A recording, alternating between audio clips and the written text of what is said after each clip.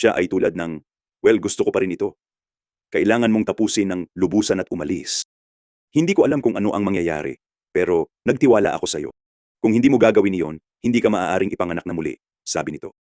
Tinanong ako ng mga tao, "Oh, ikaw ba ay isang Pentekostal?" Sinabi ko, "Ako? Wala ako sa mga iyon. Ipinanganak akong muli. Ako ay isang lingkod at pinuno ng kaharian ng Diyos. Hindi ka gaanong Kristiyano, hindi ka kaya isang lahat ng mga nalilito na tao. Ipinanganak akong muli, kanan, ipinanganak muli. Oo, Ginoo." Sinabi ni Jesus, "Dapat kang maging." Hoy, hindi kami.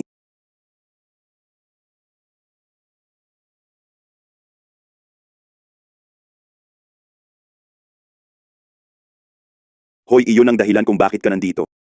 Sa ating mga kahinaan, siya ay malakas. Siya ang aming pinagmulan. Ikaw at ako hindi gumagana para sa amin. Hindi.